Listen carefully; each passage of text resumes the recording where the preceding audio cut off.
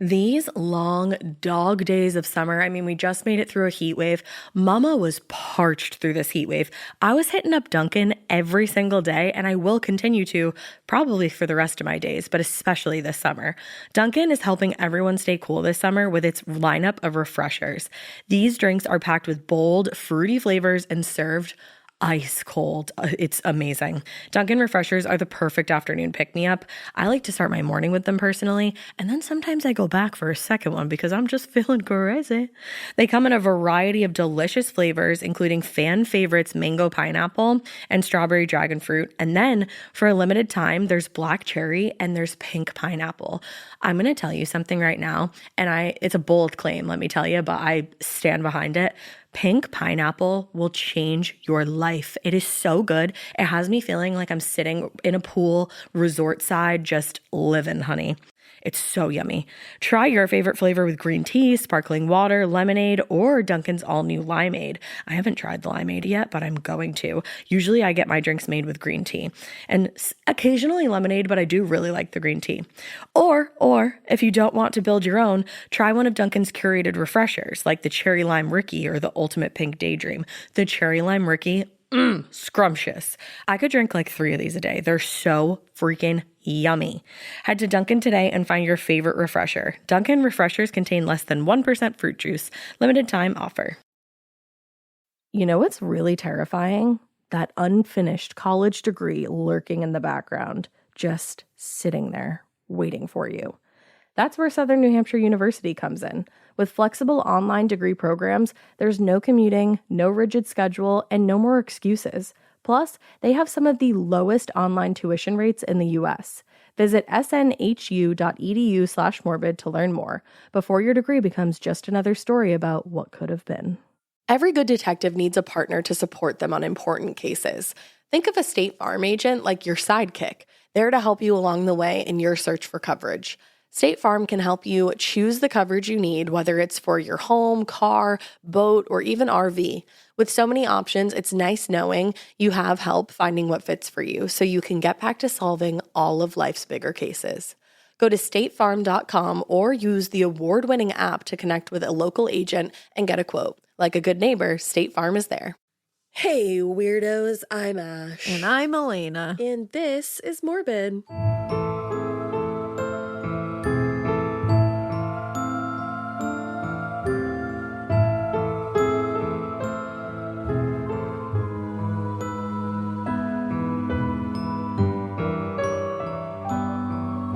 This is Morbid. Morbid on Mikey's birth week. Woo! It's Mikey's birthday soon, so this morning we decorated the whole entire pod lab.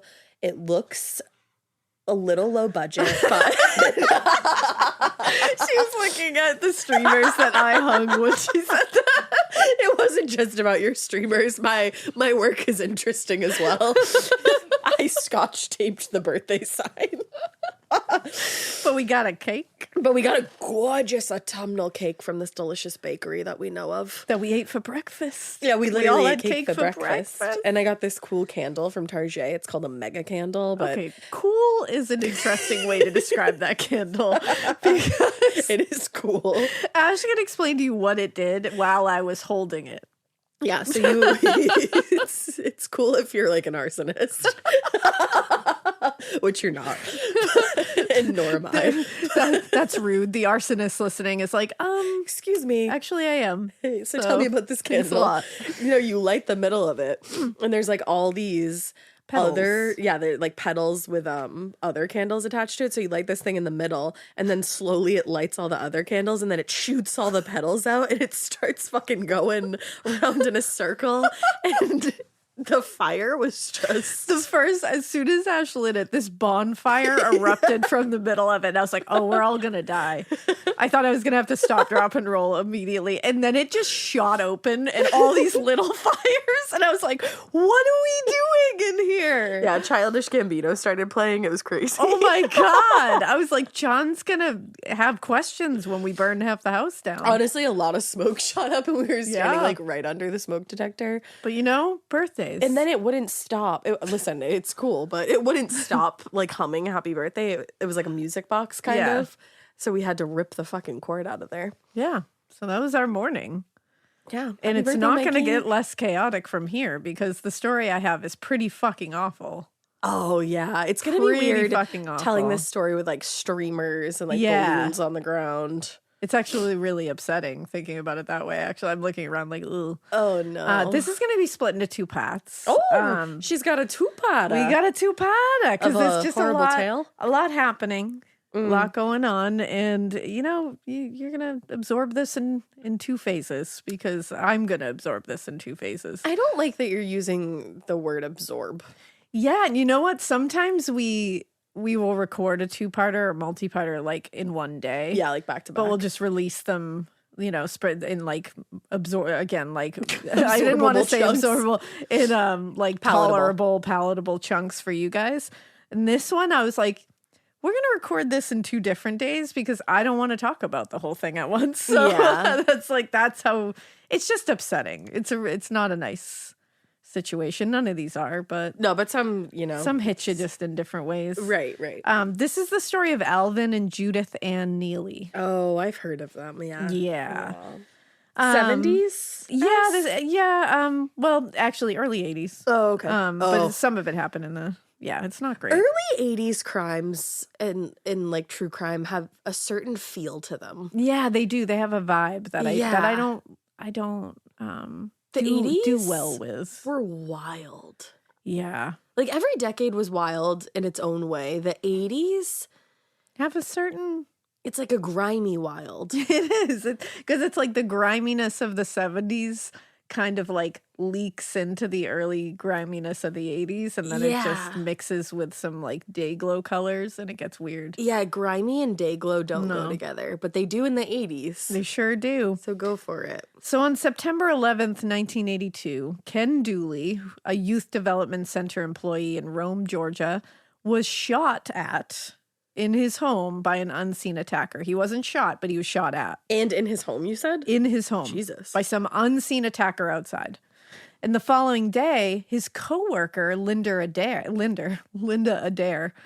was also attacked when someone threw a whole Molotov cocktail at her house in an attempt to kill her. Jesus and again, these Christ. are coworkers at the Youth Development Center in Rome, Georgia. So obviously something's going on here. And although neither Dooley nor Adair knew at the time, these were actually just the first attacks in a violent, senseless, and very confusing crime spree that was committed by Alvin and Judith and Neelley. Oh, man. At the time, they were a married couple who, I mean, their brutality is up there. And you wonder, like, how people like this find each other. We say that all the time. This one, when we get to find out how they found each other, and God. when you see the entire thing, you're like, wow, Yeah. this is just like, especially Judy. She did not. I mean, she didn't have a lot of chance here. But what she turned into is, A monster. I mean, unthinkable. It really is unthinkable. Yeah, I know that this is like a really gnarly case and I know the name of it, but I definitely don't know all the details. So Yeah. I'm a little trepidatious. Just like let you know ahead of time, there is like speak of sexual assault, there's speak of rape, there's some really gnarly stuff in here. So just like be warned. Yeah. Alvin, though, he's a very confusing case study, I would say, because we're going to talk about it, that he kind of didn't really have any signs in the beginning or nothing that we are being told of or can find. But when you find out certain things that happened in his teenage years and later, you're like, That didn't just what come are out we of nowhere. missing from Yeah. his childhood here? Like something's off. Something's awry. I don't know. So Alvin Howard Neelley Jr. was born July 15th, 1953 in Treon, Georgia. A cancer. I had to look up how to say Treon, Georgia, because I didn't want to mess it up. And it was 'cause one we of tried those to do that. weird pronunciations. And have you guys ever used, because I know like people are obsessed with pronunciations everywhere. So when you look it up on the internet, you get several different kinds. One of them is pronouncenames.com. Yeah. And that one's very like, this is how you say that. And then there's a you get French guy. French guy. I love the French guy. Who's like, hold on, let me tell you how to say this. And the you're like, way you oh, say this name? is this? And That you're like, was oh really my bad, goodness. And you love it. And he has a very comforting voice. It's very and, Jacques oh, Pepin. I love it. And then there's a whole fucking robot. And then there's AI. There's just a robot. And I got that one, but it tells you Treon, Georgia. And it's like Treon, Georgia. Like this. And then it says, a wonderful place to live. And I said, that's good. It's weird. So that's Treon, Georgia. It's apparently a small, pretty rural community about 2 hours from Atlanta. Okay, you said rural so good there. Rural. Yeah, it's hard sometimes. Rural juror. Alvin was the youngest of 3 children, and his early life, like I said, pretty unremarkable, like very normal according to all the things we can find. Allegedly. He had a good home life. He was well liked at school and the community. He ended up really getting a reputation for being very charming. He was like a little jokester, a little prankster, but nothing, when he was younger, it was nothing like, oh, he was a prankster and he was pissing people off. It was like, oh, he's just like a little jokester. He's a little charmer, you know? Okay. And he was described as always having a smiling face. So he was just always happy. Interesting. According to author Thomas Cook, it was a great childhood filled with days of hunting and fishing and hanging out with the other Boy Scouts. His childhood was a festival of joy. Wow. A festival of joy. Unrelatable. I would like can relate to that. I was like, say. I don't know if I've ever experienced a festival of joy. Oh, I've experienced a festival of joy. But I'm like, what the fuck? Mikey raised his hand and said, today. This is an off-brand festival of joy. Store-bought festival of joy. It just sounds, that's incredible, that sentence. You're in the entirety of your childhood. Everything. Never had a Festival bad of day. joy. No, Shit. not Alvin. That's what that says to me. Like, never had a bad day. Yeah, that's what it sounds like. By the time he went to Fort McHenry Elementary School, he had learned that his charm and his very easygoing personality, his smile, his niceness, it was a way he could draw people to him. Yeah. That's how he was going to get friends. And he also learned in elementary school that he could use it to his advantage a little bit. Cool. So he quickly became the class clown. Ugh. He really loved making everybody laugh. He would disrupt class a lot. But nothing like crazy. He wasn't getting into trouble really that much. It was just kind of, he was that kid. I was always, and I wasn't like a brainiac or anything. Like, I wasn't like, I'm trying to listen to the teacher. But like, those kids always pissed me off. Like, I was the kids that would like distract class. Yeah. Like, just shut the fuck up. Yeah, that always pissed me off then, and it still pisses me off now. Yeah. Yeah. Like, whenever the girls will tell me about somebody who's like always fucking around in class, I'm like, honestly, don't hang out with shut them. the fuck up, kid. It's like they're lacking something. Yeah, don't hang out with them. Everyone who won class lacking in school is like, they're okay, like, fuck you guys. I'm just kidding. That's fine. But yeah, he loved to make his classmates laugh. And once he got into like adolescence, like early adolescence, he started using his charm and humor to pick up gals. Ladies. And, you know, they would go to the local swimming pool, do these like really wholesome things. And he would always, especially the local swimming pool was like the big thing there because there was not a lot going on in that town. So what it was town like, is it? Georgia? It was a Treon, Georgia. Well, I just said, what town was that, Georgia? It was in the town of Georgia. That's good. Yeah. Good. You know, small town. Yeah, but this knows was it. a rural community. So it's with like a little swimming the pool. town pool was like the thing to do in the late 70s, you know? It checks. And when he would go there, he was the center of attention. Of course. And apparently, so Cook, that author that I mentioned before, also wrote, it got so the pool owner would let him in for free. Shit. Just so the other people would show up and pay the entrance price. Wow. So he was the fucking... His childhood was a fucking festival. That is a festival of joy, That I guess. is. Like, I don't think anybody's wrong. I never had that happen. So this all sounds like, holy shit. Like, he's even getting it. Like, he's a celeb. He's a bougie kid. Like, they're letting him into places they're letting him into the club for free so that other people come. No cover. Yeah. And he's like early adolescent. He's an influencer. But then something happened. Or he was, I should when say. he reached high school. Okay.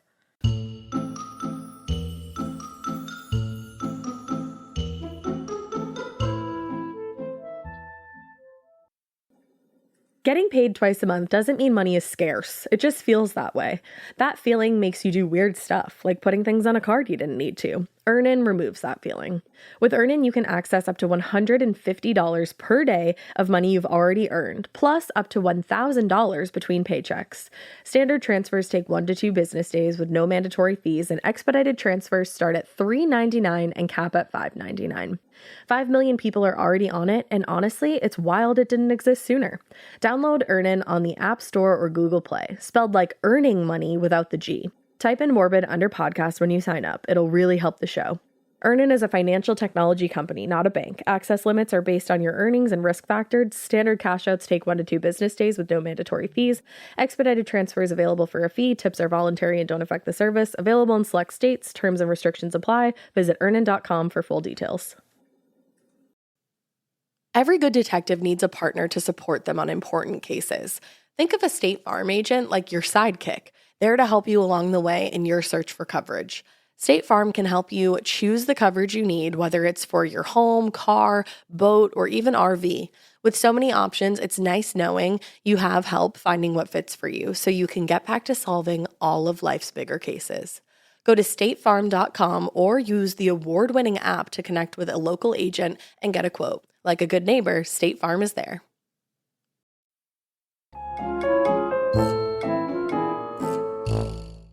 And I don't know what happened. We can't figure out what happened, but he hit high school and he was still a charmer, still had that reputation, was still like thriving in that way. But he started taking like a dark turn in his personality. He was moodier. He suddenly started developing, or at least finally showing, a very explosive temper. That didn't seem to be present before. Okay. And he began committing petty crimes Out of that nowhere. eventually escalated to car theft. Shit. So, like, we went from Festival of Joy to, like, hitting high school and something really changing. And there was, like, no tragedy within the family. Not that I friend could group. find. I mean, he was an active kid, so he was in Boy Scouts, like, he was in that kind of stuff. I don't know if something happened in, like, some kind of, you Like know. TBI. You don't know. Right. You really don't know. So it's like, I couldn't find anything. Right. And neither could Dave. We were like, what the fuck happened to this guy? But so he's escalating already. He's doing petty crimes, like, you know, car theft is pretty big.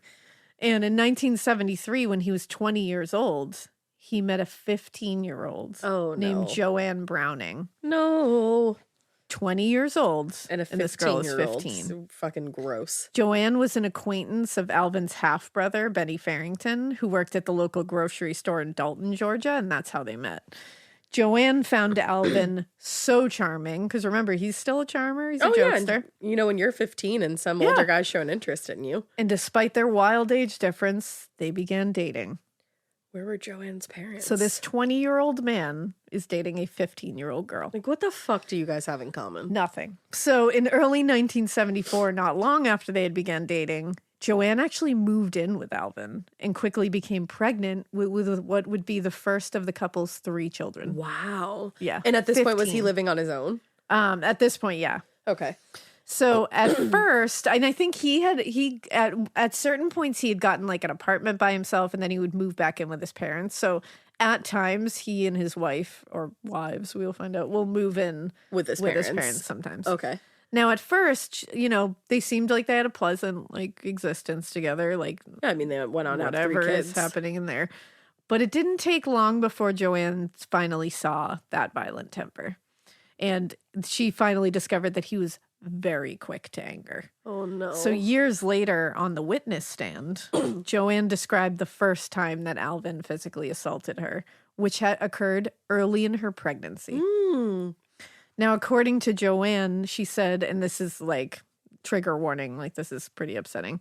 She said, quote, Alvin had beaten her on the breasts and arms and had stretched the corners of her mouth with his fingers. What the fuck? Yeah. Isn't that just like fucked up? That's just strange and horrible. Yeah. And she told the jury that this was the first of countless times that he assaulted her. Stretched her mouth? Yeah. What? And he would assault her every time he got mad about anything after that.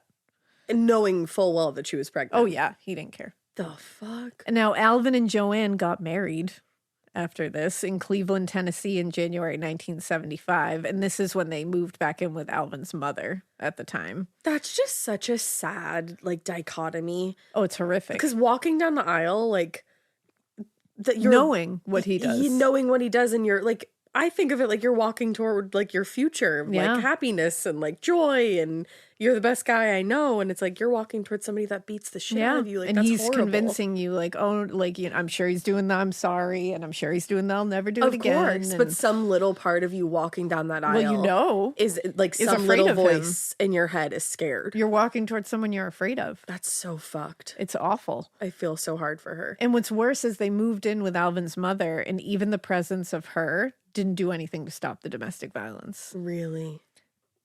This is where I say, what happened? Yeah, like how do you turn a blind eye to your son in that house, beating his pregnant that wife? idyllic childhood that like was a festival of joy, right?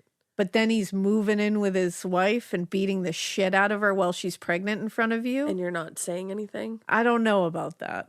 Like, I'm not saying anything because I don't know anything. I'm just saying that's strange to me. Yeah, that's a strange. I don't know. That the math ain't math in there for me, but I don't know. But Alvin used to be super paranoid that Joanne was having affairs with men in the neighborhood. That was like his obsessive thing. Yep. And this was something that would send him into jealous rages a lot. And he would physically assault her because of the paranoia. And then would also drag her on wild goose chases to go search the neighborhood for her imagined, like, affair partners. Oh. Like, he would, like, literally bring her to every house and be like, is it him? Is it him? That's so scary that he was that paranoid. Yeah. And he also insisted that she serve him and be submissive in every way at home. Oh, no. She had to bathe him, comb his hair, and dress him. Why did he even want that?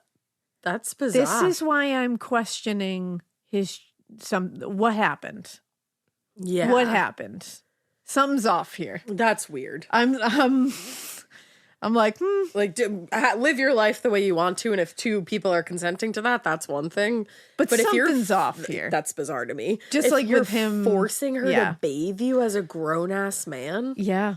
And there were also times when he would just randomly become violent with her for no reason. Like, there was no trigger even in his own mind. And she said he would sometimes hit me with his fists, sometimes just hit me with his whole arm. And of course, I would run from him trying to protect myself by hiding in other rooms. But he would bust the door down. Oh, my God. So he's just like a raging bull. Like, what the fuck is going on here? And then to think that 3 children were eventually witness to that is so fucked up. It's horrific. Now, although he may have felt powerful and dominant in his home life with his wife and his children, outside the home, Alvin was just a complete fucking failure of a human being. Yeah, just I had a feeling. Fucking loser. From the moment he began working, he struggled to maintain a job. He would travel from one town to the next in search of work, and he would just drag his whole family with him. Of course. And eventually, he became so demanding that Joanne, he became so demanding that she finally agreed when he brought up the idea of committing robberies of convenience stores that he worked at in Dalton and Calhoun, Georgia, because he was like, well, I can't keep a job, so let's just steal money. Let's just rob places. Come on, kids. And she was so demanding and scary that she agreed. And she claimed out of fear for her safety and safety of their children. I believe that. Now, at one point, Joanne couldn't handle it anymore, so she ran away and left the children with him. Which I'm like, why did you leave the children with him? Yeah. And he threatened to, like, kill them if she didn't return, so she did. That's the thing, like, you're leaving. That's the thing. I was like, that's scary. Yeah. But she came back. And again, but we also have to remember she's a child. Yeah. Like, she was 15. She's still a teenager, probably. Like, at this point, she's still a teenager. Wow. And so she brought her 13-year-old sister with her when she came back because, like, I think she just thought it would be some kind of, like... comfort. I mean, I can't even imagine this. And she thought her presence would maybe mitigate what was happening here, but she was mistaken because almost immediately Alvin began physically assaulting Joanne right in front of her 13-year-old sister and attempted to sexually assault her sister that evening. What the fuck? He only stopped when Joanne threatened to kill him. Wow. And her sister returned home to her mother's house the next day completely traumatized. Of course. Now, The cycle of abuse continued for several more months, and Joanne would like every now and then just flee to her mother's house, but was always brought back by him. So sad. Until finally in 1977, she left for good, and she left her 3 children with him. Huh. I don't get that, but that's just me. Yeah. But I've never been in that position. I don't me either. But I'm just saying, personally, I don't get leaving them with him. I would never leave my children with someone like that. No. But through her testimony in court, it was clear that Joanne Browning hated Alvin Neelley, obviously, like had deep-seated hate for him finally. I think it took her a long time to get to that place, but she fucking hated him. I mean, who wouldn't? But there's no doubt that he is an abusive piece of shit, like for sure.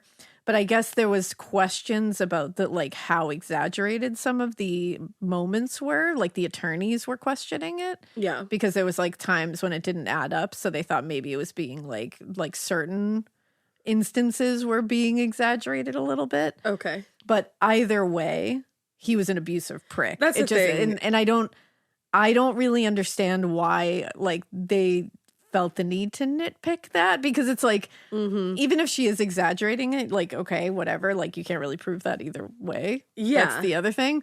And it's like, but either way, he's an abusive piece of shit. Yeah, abuse is abuse. So it's like, and then what this shows is that he's violent as fuck, regardless of how detailed or whatever any of the claims were.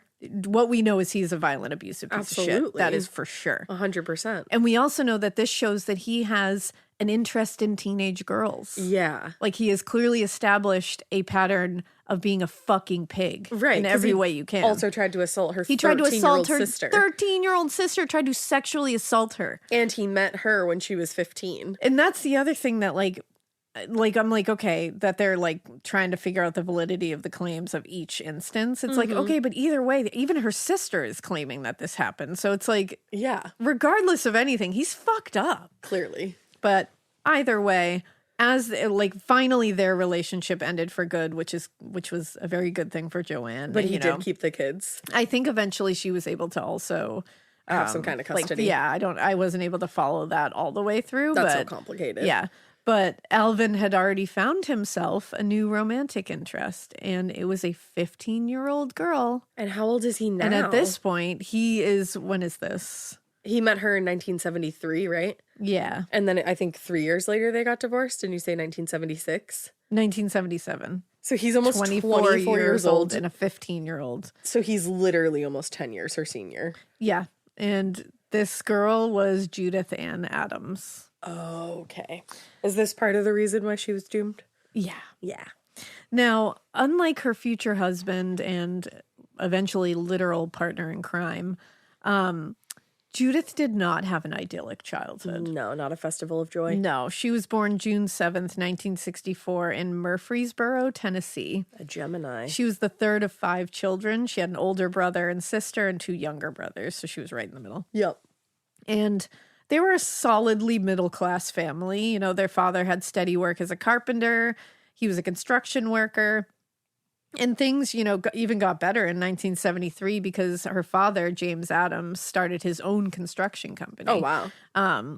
And James worked a lot, obviously. He owned his own construction company, so he was gone a lot. Yeah. And when he got home, he was kind of distant. He Tired. just wanted to have a few beers and go to sleep. He wasn't really, playing with his kids, It's such a different time, too. But by all accounts, he was not outwardly abusive from what I've read, unless, that just isn't, knowledge. Mm-hmm. But according to Judy, she loved her dad. She had a very close bond with him, even though they didn't see each other a lot. She loved what she saw. Okay. And that's when tragedy struck on March 31st, 1974, when James had a few beers and jumped on his motorcycle. Oh, no. And the details of the accident aren't completely clear, but somehow he hit a highway guardrail. Oh, no. And he was dragged about 100 feet between his bike and the guardrail. Oh, my. And eventually he was flung into the air and died immediately when he hit the pavement. Yeah. That's a brutal way to go. An awful way to go. And the death of their father hit all the Adams children really hard. But Judy was only 9 years old when it happened. Wow. And she took it the hardest out of all of them. Of course. Thomas Cook said she had always been the quiet one, but for a long time after that, she seemed to turn to stone. That's really sad. And so, her mother, Barbara, was left with, her husband's small Social Security pension and 8 acres of land on the outskirts of Murfreesboro. And she kind of struggled to provide for 5 children at that point. 5 kids. That's a lot of kids. So she took a job at Heatcraft, which was a local refrigeration factory, and used the 8 acres as space for the double-wide trailer home that eventually housed the whole family. Okay. Less than a year after James Adams died, Barbara began dating. Yeah, that's tough for the kids, I guess. Yeah. Like, I understand needing to move on, and that's her right to do so, but I can whatever. imagine that was hard for the kids. Absolutely. And it upset Judy, especially because she was so close to her dad. Yeah. And it was exceptionally horrible when Barbara went out on a date one night and got into a very minor car accident.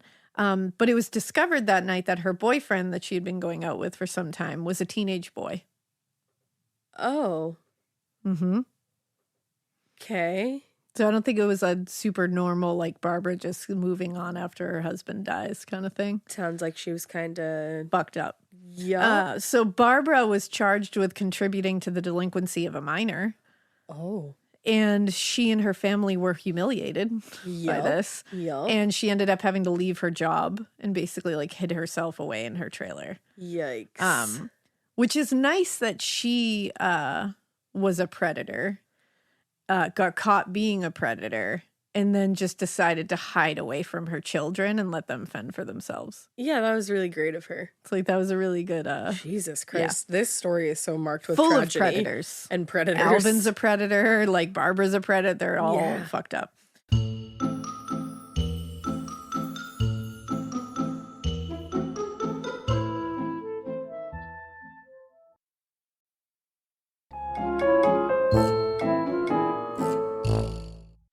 And Judy, at a very young age, being right smack dab in the middle, she ended up taking over all the chores in the trailer, like taking care of her younger siblings. Like she really took over. Yeah. And after all this, the family really slipped into a bad way. Because following their mother's horrible example, the older kids just grew lazy, started skipping school regularly. They didn't, they're just following an example here set. Well, and they don't have, all they have is their Nobody's mom left, getting and them, where's she? And Judy's in the middle trying. Mm-hmm. And so they all just spent days like hanging around, drinking beer, watching TV, not really doing anything. Oh, no. And meanwhile, Barbara continued to decline to the point where she spent most of her time using a CB radio, like a truck radio, kind of like Can to Cane. Yeah. Where she would meet men who would show up at the house with beers and just spend time with her. Okay. So just, This is so bleak. Yeah. So Judy spent a lot of her time outside of the home trying to escape all I believe this. that. I would as well. She focused on school. She made honor roll. Wow. And joined the cheerleading team in 8th grade. And after school, she participated in 4-H Club and the Future Homemakers of America. Wow. I didn't even know that was a thing. Did not know that either. And she just really focused on school, was trying to, she wanted to become a nurse someday. She was like, she had dreams. She was like ready to go. It's crazy that like in this shitstorm, she's kind of thriving in certain areas. But something was off where she became like a harder person because she had to, out of her circumstances, and I think it led to her. She hardened too much. Yeah, she hardened a little too much, and I think this piece of shit man took full advantage of a slightly broken child. Yeah, here, absolutely. And it's really fucked up. And what Judy ends up doing means that there was a monster inside of her all along, and he just brought when it you out. look at her mother there. Something's off there, obviously. Yep. And so, there was something in there that he just happened to, I don't know if if he could see it or if he just stumbled upon a vulnerable young girl and he was able to pry this monster out of her. But it's really upsetting all the way around. Oh, no. So one afternoon in early 1979, Alvin Neelley and his friend Dan Hartley, 2 grown-ass men. Yeah, he's like in their 26 mid-20s at this point. Were driving out to meet a woman Dan had met on the CB radio. Shut your fucking pie hole. Yep. Shut your He was fucking talking, pie hole. Dan, his friends, was talking to Barbara on the CB radio. And Dan spotted a CB antenna on top of the trailer, and he was like, here it is. This is where she is. So she likes like younger men, because at this point she's much older. And he's like in his 20s. And then the guy he's bringing along with him is going to love the daughter. Oh, God, this is fucked. Yeah. Dan was very excited to meet this gal in person. But it was the woman's 15-year-old daughter, Judy, that really caught Alvin's attention. Oh, no. Yep. I'm so uncomfortable. Yeah. So Judy came out to talk to them because she was always in charge of everything, being like, you need a beer? yeah. And when Dan and Barbara went off and started drinking beers together in Barbara's room. And Alvin said, This part of the show is brought to you by Anua, the Korean skincare brand known for scientific, gentle, yet effective formulations. The latest from Anua is the Retinol Collagen Gua Sha Cream, a firming cream with a gua sha-shaped tip built right in. Have you guys heard of gua sha? It's that viral massage tool that moves fluid and tension out of your face.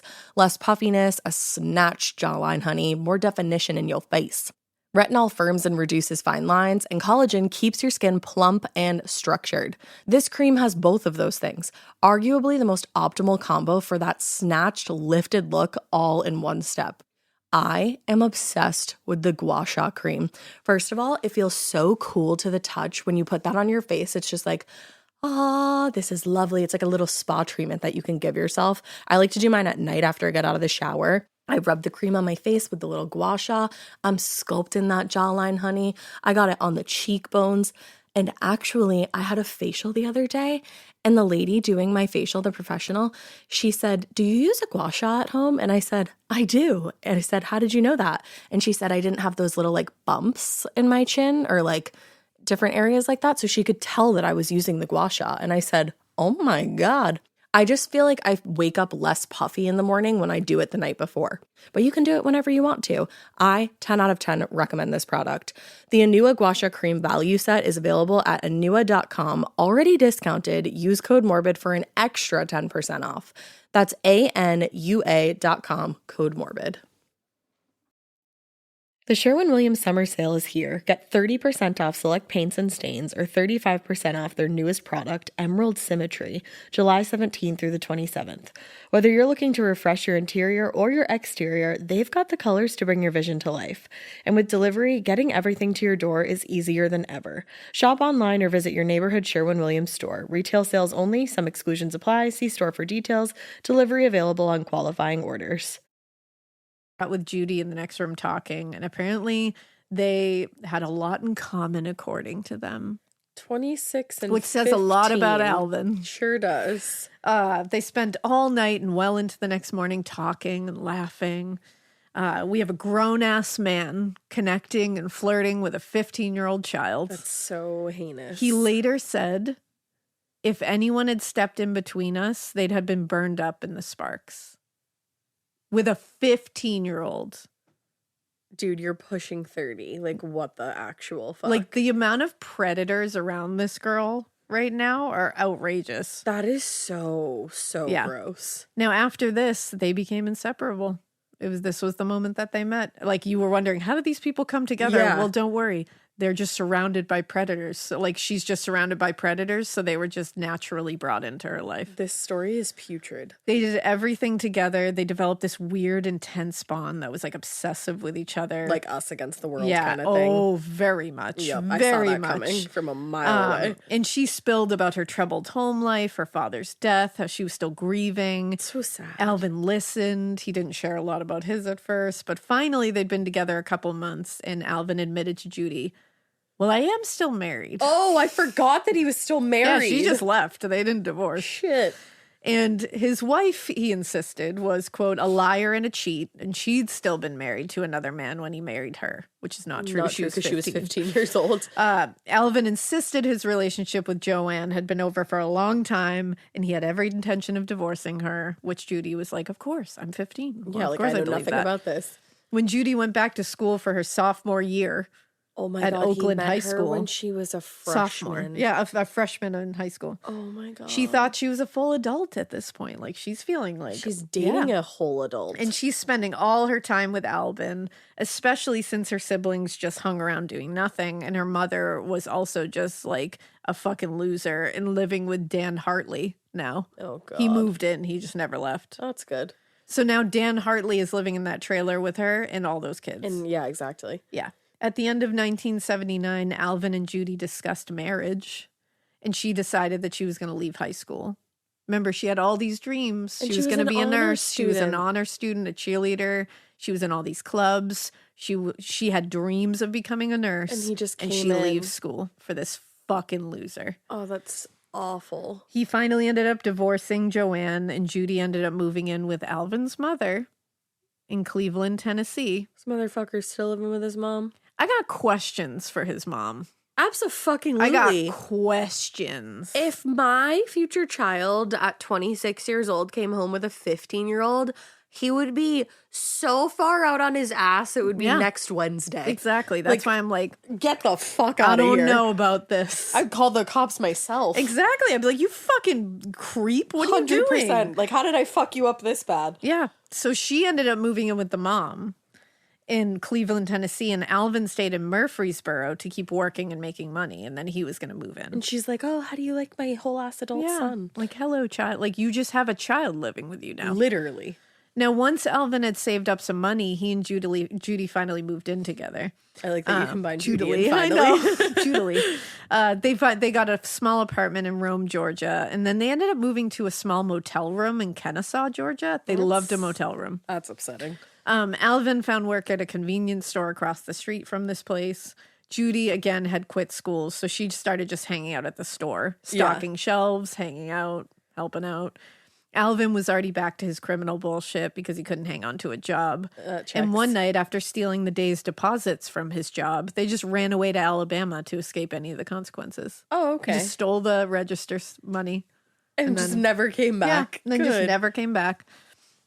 Now, Alvin was shocked to see that Judy was very willing to be an accomplice to all his criminal ideas, all of it. Like, she was just like, okay, let's go. And it's like, yeah, because you've groomed her. Well, yeah, and she's literally a child. Yeah, she's nowhere else to go. Right. And after settling in Dawson, Georgia, they both found work at the Zippy Market until Judy was robbed one evening, but the store's owner firmly believes it was an inside job. Their lives were a fucking mess together. That winter, they would settle in some small town, find a job, usually at like a convenience store or some market. Steal the They would money. steal from the register, and then they just hit the road again and get out of there. Wow. They were like a stupid Bonnie and Clyde together. Yeah. And the routine was briefly interrupted in mid-July because they stopped off in Ringgold, Georgia to get married. And then it was just right back to everything that they were doing before. More motel rooms, more convenience stores, just this grimy-ass existence. Truly. Grimy is the perfect word for it. That fall, Judy learned she was 6 months pregnant. Oh, no. But they just kept on robbing, being assholes, continuing their life. And she's like 16, 17. Yeah, and she found out she was 6 months pregnant. So it's like, wow, that's pretty pregnant. Yeah, that's more than halfway there. It's a very, very pregnant. That all this craziness had to pause, though, because the fall of 1980, they were arrested when robbing a woman at gunpoint in the parking lot of the Riverbend Mall. Oh. Alvin was sentenced to 5 years at the Walker Correctional Institute in Lafayette, and Judy was still underage, so she was taken to the Rome Youth Development Center. Just pregnant and all. Remember, I don't know if you remember at the beginning of this, the Rome Youth Development Center. That was where the two people, the person that got shot at in his home, and the person who had a Molotov cocktail thrown in their house, they worked there. Oh, okay. While she was there, she gave birth to twins just 2 days after arriving. She found out she was pregnant with twins 6 months in. Yes. As someone who has carried twins in their body, I am shocked. I don't know. I mean, at 6 months, I was people were like, "Oh, you must be ready to pop," and I was like, "I am not." People go like full-fledged. So, yeah, like, I mean, who like knows? full term. Wild. Alvin and Judy sent letters back and forth several times a week. Their correspondence, they mainly stayed like very romantic, very like we love each other, we're obsessed with each other.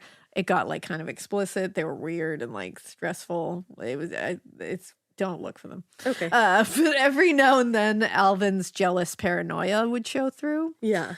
In one, he said, "I'll put my love where it will be returned." He said, so he's basically like threatening her, like, "I'll leave you and go find someone else. Like, you don't love me." Okay. And then he said, "You can't have me and play around too." And Alvin wasn't the only paranoid one, because Judy also was accusing him of being unfaithful and said a lot in her letters. She said, "I'll take care of her when I get out," referring to like an imaginary woman. Interesting. And she said, "None of them are woman enough to try to take you from me when I get out." I want to be clear. They were both in jail at this time. Yeah, so how like, and what are they're you even not in talking co-ed about? jails. Like they're in like and they're not talking about like she's not talking about a man that he's cheating on her with, or he's talking Yeah, about a woman. no. They're like accusing each other of cheating on each other with the opposite sex When while they're not near in the jail. opposite sex. Like I Yeah. just want to be clear. Yeah. Like this shows you how deluded they both were Yup. and how paranoid and like obsessive they were. Yeah. It's like a weird, I don't know. But again, very strange. And they had this like strange and upsetting devotion to each other while also having this big disdain for the world and people around them. Like you said before, very us against everyone else mentality. Mm-hmm. They believed everyone was out to get them. No one course. understood them. They had to strike back at people. Judy was released from the youth detention center in November 1981 and returned to Cleveland, Tennessee to live with Alvin's parents and the twins. Because remember, twin babies. Twin babies. Yup. Unfortunately, it didn't take long for her to revert to that criminal lifestyle again. In less than 2 weeks after she was released, she was arrested for robbing a gas station and was sent back to the center. 2 weeks. What the fuck? She was released in March 1982, but she went back to living with Alvin's parents. But she seemed to be like, and apparently they like were fine, like they were taking care of her. Mm-hmm. But she like resented them in a weird way. Like she wrote to Alvin at one point talking about his dad. "I can't stand that son of a bitch. Your dad still raises hell every now and then, but he won't say anything to me. If he ever does, he knows he'll regret it." This also leads me to believe like, what happened in that house? Exactly. This doesn't sound like a regular situation. Like, I'm very confused. No, not at all. We're getting little bits and pieces, little breadcrumbs of something that went down in there. And I'm like, I don't know what's going on there. Yeah, that's just like, it's just weird. Yeah, it's very strange. And and seeing her, how she's talking, like, "He won't say anything to me or he'll regret it." It's like, I can see what's happening here. Like, that's what I mean when I say, like, she had to be that way growing up. So Exactly. she acts that way. But Alvin was finally released from the Walker Correction Institute at the end of April 1982. And Judy met him at the bus station. And, it went right back to what it was before. They were obsessed with each other.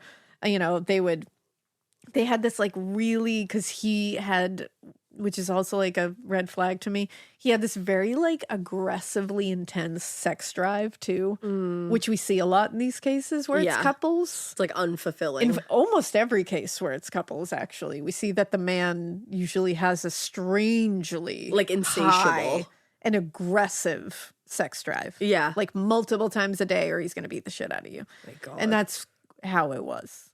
And she's a child. Exactly. And but soon reality set back in. They had no jobs, so they turned right back to the criminal ways, and they would steal checks from mailboxes. They would forge money orders. They would rob people in places. And it was sorry, chaos. They still have their children or no? Yeah, they still have their kids. Okay.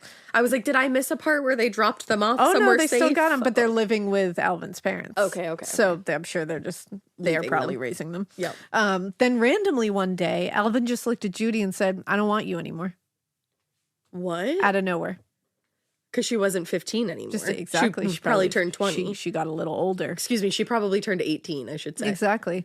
And as the summer of 1982 came to an end, Judy was now angry, desperate, willing to do literally anything to keep him from leaving her, no matter what. Oh, no. So one evening in early September 1982, and what we'll see is like, he was like, "I don't want you anymore," but they stayed connected. Obviously, they had children, but like had this still obsessive bond with each other, even though it wasn't like always a romantic bond. She was always trying to make it one, but he would like flip-flop. Okay. It was very strange. I can't understand, and I don't ever want to understand the Say, dynamic. it's probably better that you don't. So on the evening in September 1982, Ken Dooley, who was a teacher at the Rome Youth Development Center, he was at home when his phone rang a little after 7 p.m. The voice on the other end was a young woman claiming to be a friend of Ken's wife, Sherry. I doubt it. This person on the other end said she was going to be passing through the area soon and wanted to drop in to surprise Sherry. So Ken was like, oh, that's great. Like, here's directions to my house. Ken. Jesus fucking Christ. This could be anybody. Yeah, it's the early 80s. So everybody was like, whatever. Does she even have a friend with that name? And this person said, well, you tell Sherry that I'll see her when we get to Rome. And then they hung up. Sherry's probably like, I've never heard of that bitch in my life. Well, Sherry Dooley returned home a few hours later with the couple's son, Robbie. And Ken told his wife, you know, this lady Susan had called from Kentucky. And she goes, well, that's strange. I don't have a friend from Kentucky named Susan. But glad you gave them step-by-step directions like, to our thanks, house, Ken. Now, a few days later, because Ken was like, okay, that was weird. A few days later, Ken returned home from his son's football game and was met at the door by Sherry. And Sherry said, I got a call. And when she asked who it was, she said it was a young girl, and she wanted to know if he was home. And Ken's mind was like, okay, like I teach girls at like young girls at the development center, but like he was like, none of them have my phone number. Like I don't give my phone number out to these girls. Of course and like, not. Why would they be calling? Yeah. So he was like, that's just weird. And she was like, yeah, I don't know. She wouldn't say who she was. So he had almost put it out of his mind, but then the phone rang that evening again. And Sherry immediately was like, it's the girl again. I know it. And so he answered, but it was a man's voice. And the man's voice said, you've screwed the last girl you're going to screw. And then he just hung up. Oh. And Ken was freaked out. He was like, what the fuck are you talking about? I love my wife, bye. And he tried to put it out of his mind, but later that night, as he was walking around checking locks, because he was like a little paranoid at that point, and he was checking on the kids, like making sure everything was okay, he heard four loud pops that sounded like a car backfiring as he went back to his bedroom. Oh my God. And as he was going in there, he heard his wife's voice screaming that someone was shooting at the house. Oh my God. So Ken ran to his wife, then checked the rest of the house and looked out the window to the front of the house, and he saw the taillights of a car like flying down the street. So the police arrived, but since no one identified the shooter and there was really no evidence, like no one even saw the car, right, they couldn't do anything. They just told him, you probably shouldn't sleep here tonight. Thank you. Like, what the fuck? Jesus. Now, the next day, September 11th, Linda Adair, the assistant director of the Youth Development Center, noticed that Ken seemed a little off at work. But she didn't want to like pry too much, so she didn't bother to ask what was wrong and just went about her day. But she said later, like, she very much saw that something was wrong. And she went, later that night, she went back home, and her husband, Gary, they went out to dinner together, and then they came home, and she just laid down on the couch, just relaxing a little. Everything's normal. And then the phone rings, and Linda could hear Gary answer and respond to the caller, and he called out to her to let her know that it was for her. And Linda took the phone and said hello, but no one was on the other end. Yeah. And when she asked who it was, her husband said he didn't know, but thought it sounded like a teenage girl. Okay. He said she just asked if you were home. Creepy. Now, again, this couple was also freaked out, but that evening they got ready for bed. Gary was in the shower, and the phone rang again a little after 11:30. Don't answer it. So all of a sudden, she can when she answers the phone, she hears one of her neighbors yelling into the phone at her, saying, Linda, what's happening? Someone threw a bomb at your house. Oh my God. So she's like, what the fuck? So she looked out the window in the dining room, and she could see flames engulfing their carport. Oh my God. And then the scene just erupted into chaos. Linda got Gary out of the shower. He was in the shower. They fled the house for safety to the neighbor's house and watched as their home went up in flames. Oh my God.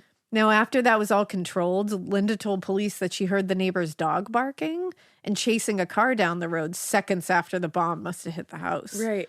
And it turned out to be a Molotov cocktail. Holy shit. Made from a soda bottle and gasoline. What the fuck? And she told them about the weird call that evening, too.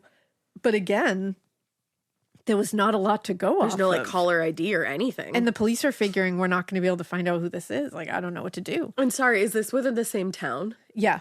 So are they like, this is connected? Well, so a teenager who had just dropped his date off at a house nearby did manage to get a look at the car. Nice. And he described the car as like early 70s model Dodge, brown in color, with a white stripe down the center. He said there was a man and woman inside. And when the headlights passed over the vehicle, he briefly got a look at the woman behind the wheel, who he described as being white, and she had long reddish hair. Okay. Now, this sounds like Judy. Sure does, yeah. Saw a pic. Yeah. Neither Linda nor her husband could think of anyone who'd want to Molotov cocktail their house. That's a good thing. And as far as she knew, she was like, I think the people at the youth development center like me. I haven't had any bad interactions in the recent past that I could think that would lead to anything like this. Like, she really couldn't think of anything. And then as the police were interviewing them both, the phone rang again. And Linda answered, and it was the voice of a young woman. And she said something about and this is a random young woman saying something about the shooting at Ken Dooley's house the previous night and the fire at Linda and Gary's. And Linda was like, who the fuck are you? What are you talking about? And the girl said, you both will die before the night's over. And then hung the phone up. Oh my God.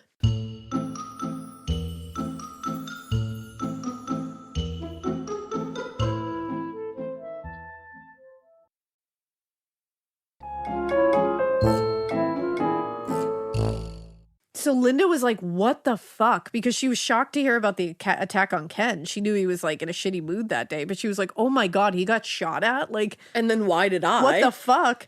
And then the police asked her to listen to a recording of a 911 call that had been placed that night. The girl on the recording of the 911 call had said to the 911 dispatcher that she was calling about the shooting at Ken Dooley's house and the fire at the Adair home. She said, quote, for the sex abuse that I went through in the YDC. And the dispatcher asked her to explain, and the caller said it was, quote, sex abuse, and for the abuse I took, they are both going to die, and who knows, it might be tonight, and then hung the phone up. Like, what the fuck? So these attacks were obviously done by Alvin and Judy, we found out later. Yep. After they had done this, they headed to Macon, I think it is, Macon? I think Macon, you're right. Yeah. I think I did a little more on. You know, it's emphasis. one of those guys. This time they went in separate cars. She went in a brown Dodge and he went in a red Ford Granada. And they tried, so after Alvin had come out of prison, like I said, they had tried to reconcile like several times since he had been like, I just don't like you anymore. And they did this together, right? They did this together. Yeah. Even though, and like I said, even though their relationship wasn't the same that it was, they were still in that like us against the world, like we have to punish people together. Everyone hates us, so we hate everyone kind of thing. Yeah. So it's like very strange, and they were using a CB radio to connect with each other in the cars. Candy cane. Yeah, it's like very Joyride. It's weird. It's very strange. And like I said, they weren't in the same like obsessive, passionate relationship, like romantic quote unquote relationship their idea with each other, their idea. Yeah. But again, their shared disdain for humanity and the people around them was what was keeping them connected in this. It's very weird. This was just the beginning of their big plan. And Dooley and Adair were only two of the names of the list of a list of YDC employees that they were targeting. Oh no. Judy claimed it was for abuse she suffered there. It should be said, there is no evidence that Judy was abused or sexually assaulted during her time in juvenile detention, but there are countless examples of children being abused in similar institutional settings. And having it not be documented. So it is entirely possible. Yep. But there is no documented proof. Yep. So you need to take it how it is. Like none of us know for sure, but there is no way that we can say that that is not true. I really hope she wasn't. Now, once they reached their destination, Judy placed a call to the home of Linda Allen, who was a staff member at the YDC. Judy told Linda that her husband had been, so Judy was saying, like, it's me, like, I was one of the girls there, and she said her husband had been beating her, and she needed Linda's help. She begged her for help.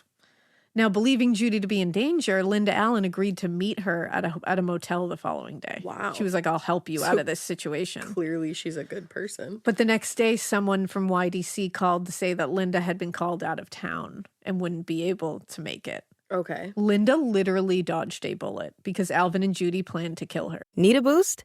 Sometimes all it takes is tapping into your inner cool.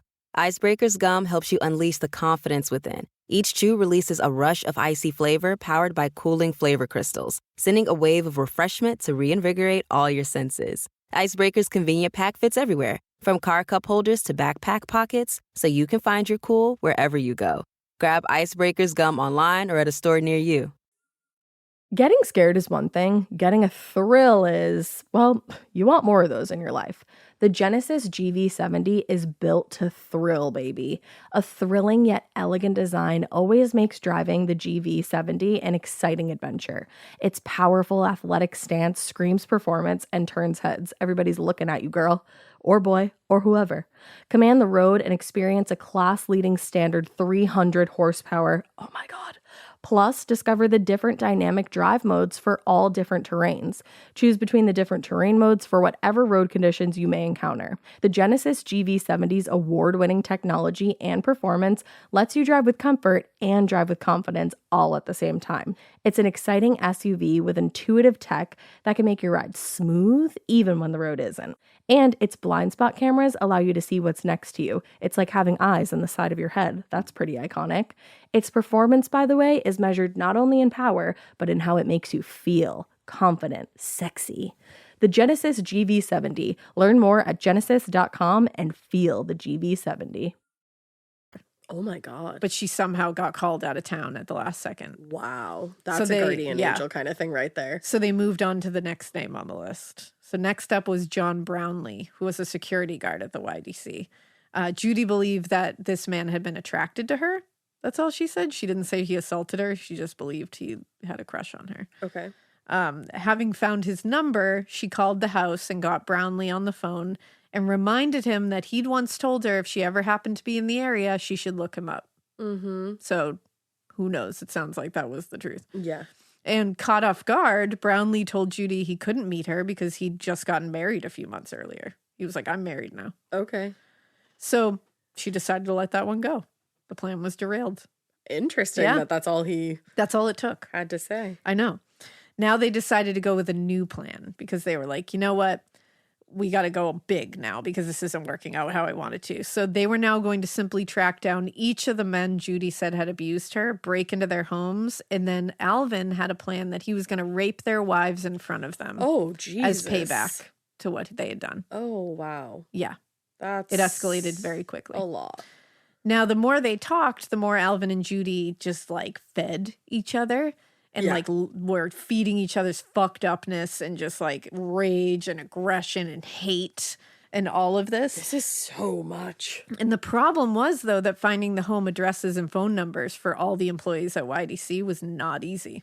Yeah. You didn't have like Google back then. That's a good thing. And after a few days of driving around aimlessly, they decided to abandon this revenge fantasy and they headed back in the direction of Rome and decided we need a new terrible plan. And this one's really terrible. So Trigger warning. on the afternoon of September 25th, 1982, Gail Henderson and 6 girls from the Ethel Harpst home, which was a facility for neglected and abandoned girls, arrived at the Riverbend Mall in Rome to do some shopping. Okay. After giving the 5 older girls very strict instructions to stay together while they were at the mall, Gail took the youngest of the girls with her to run some errands. She told the other girls, the older ones, meet her in front of the Radio Shack in 1 hour. Radio Shack. Gail regrouped about an hour later, but one of them, the 13-year-old girl, Lisa Milliken, was missing. Now, the girls told Henderson that Lisa had become separated from the group somehow, but they figured she would just meet them outside the Radio Shack when she realized the time. Mm-hmm. They waited for about 20 minutes, and then they split into 2 groups and went in different directions to try to find Lisa. They couldn't find her, so now Gail was panicking. Of course. Went to mall security to explain the situation. They split up again now with guards to find nothing. So they called the police. A more formal search happened. Nothing. She just disappeared. Oh, God. Months later, investigators in Rome interviewed several young women who recalled that day being approached by a teenage girl on that afternoon. In some cases, the teenager asked if their names were Kim or Phyllis. Okay. Indicating that she was trying to meet someone and they hadn't shown up kind of thing. Mm-hmm. Most of them simply shook their heads and were like, okay, bye. Yeah. But a woman, Suzanne Clontz, who was at the Riverbend Mall that day with her husband, had a longer interaction with this girl. This girl was Judy. Oh, I figured. According to Suzanne, she said the girl looked very dirty, like she hadn't bathed in a while. Gross. And she said she was looking for someone named Kim. And she said the girl asked Suzanne if she was alone at the mall. What? And when Suzanne explained that she was with her husband, the girl seemed to lose all interest and just walked away.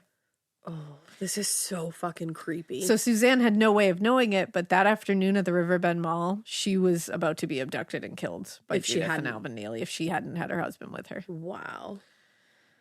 Now, Lisa Milliken, however, was not lucky. She had been lured and abducted by Alvin and Judy. She's 13. So they just completely abandoned the plan where it seemed like there was targeting employees at this place who had wronged her. And now they're just going after allegedly. anyone. But now they're just going after anybody for... And that's what makes me think that there wasn't a total motive here. Right. That's clear. Even maybe to begin with, potentially. Exactly. So they abducted Lisa. They took her back to the Chattahoochee Motel in Rome. And that night, the night clerk, Claire Doherty, said she noticed them right away. When they came in, she thought it was an odd trio. Right. She said it's an old fucking guy with two teenage girls. Well, she was like, the man and the young woman seemed like they were a couple, like clearly. But she said that young girl with them was clearly not their child. Like she was too old to be their child. Like it was very strange. And the next morning when Doherty went to check on the room that the three of them were in, they had already checked out.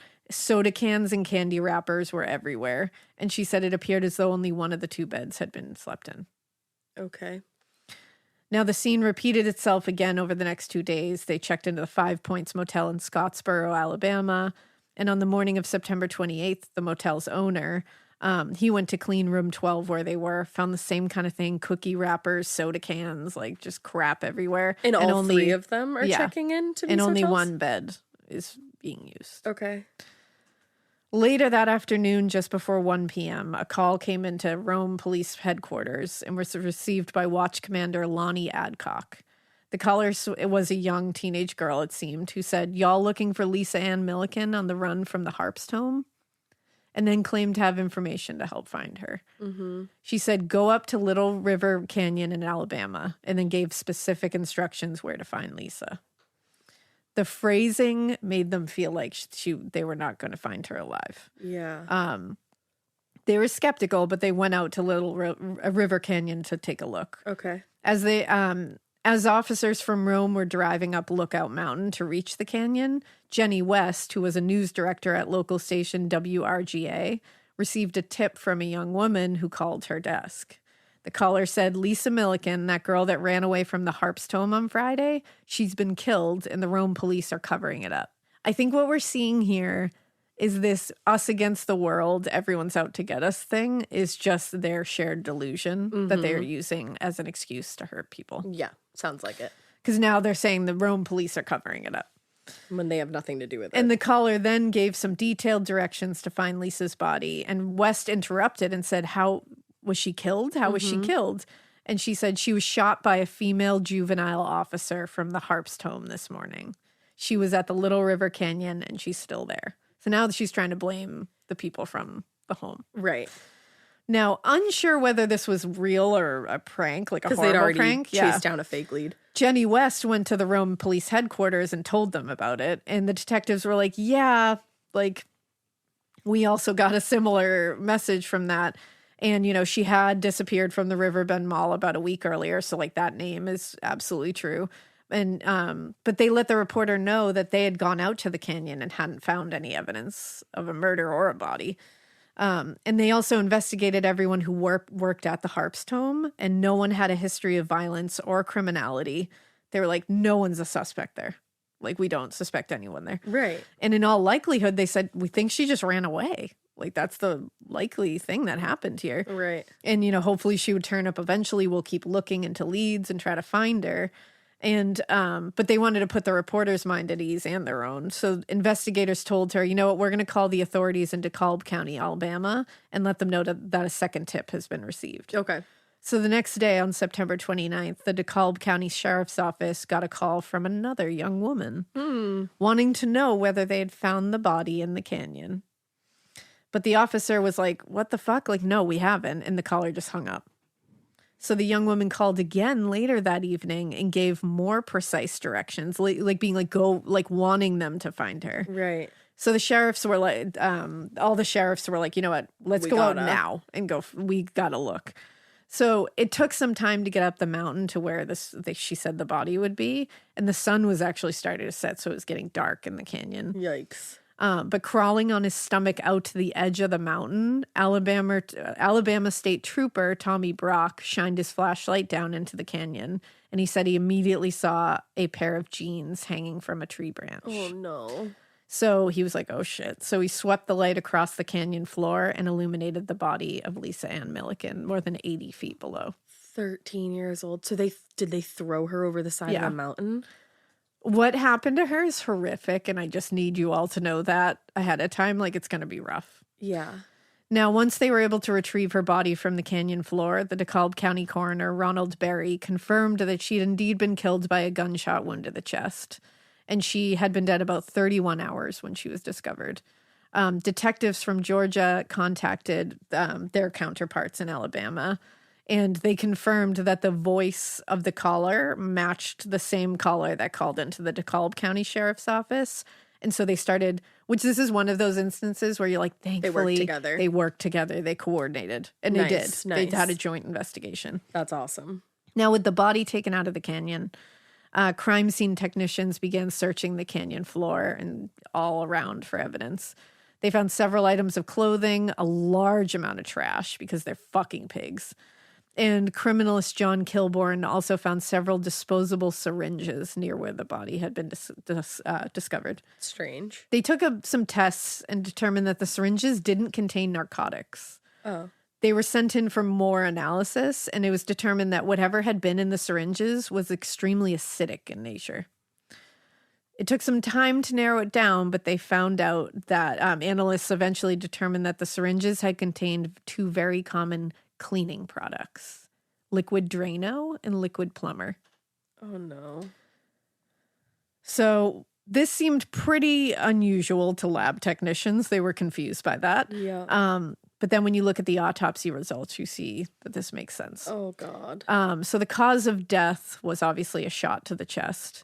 There was repeated sexual assault on this poor girl. So sad. And the autopsy technician found 6 puncture wounds in her neck.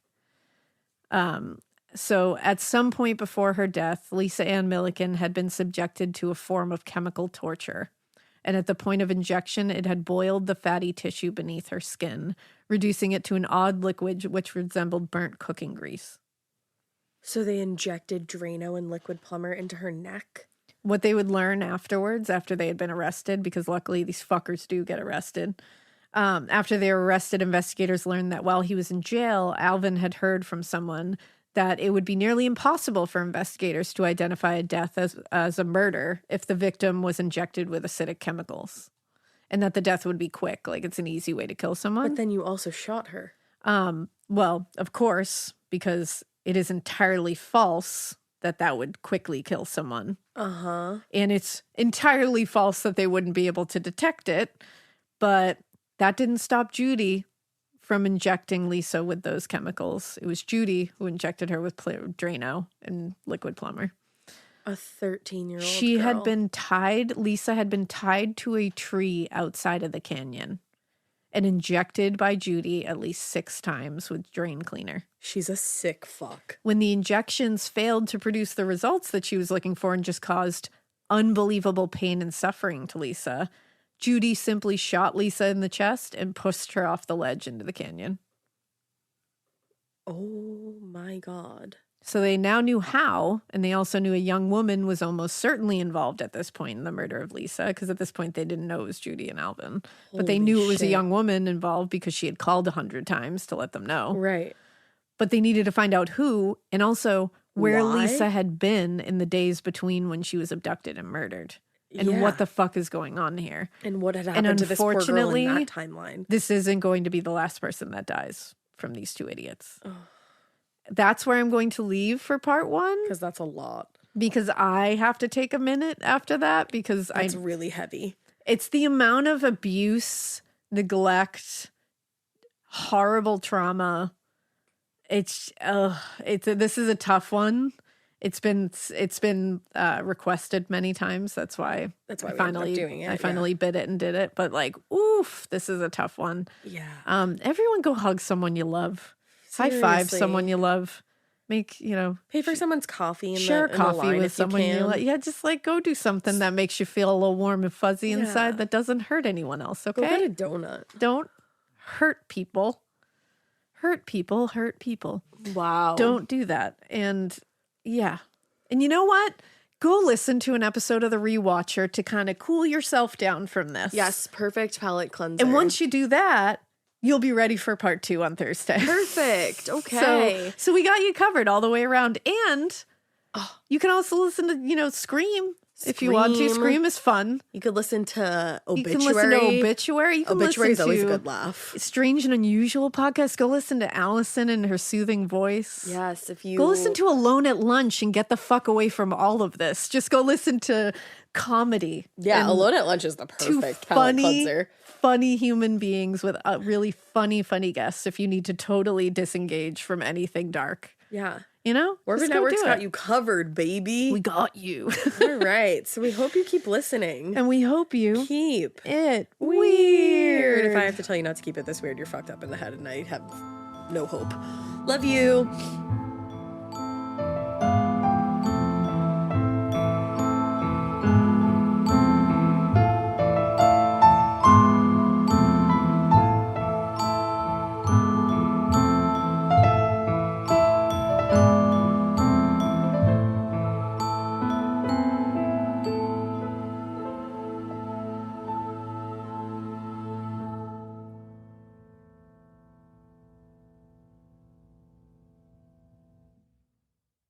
Talk about regrets. We all know someone who's been in a car accident and said, I don't need to call a lawyer, only to regret it after their pain and damages were worse than expected. When someone hurts you, you deserve to be compensated fairly. Morgan & Morgan is America's largest injury law firm, fighting for the people for over 35 years. Injured? Visit forthepeople.com/podcast. That's forthepeople.com/podcast. Their fee is free unless they win.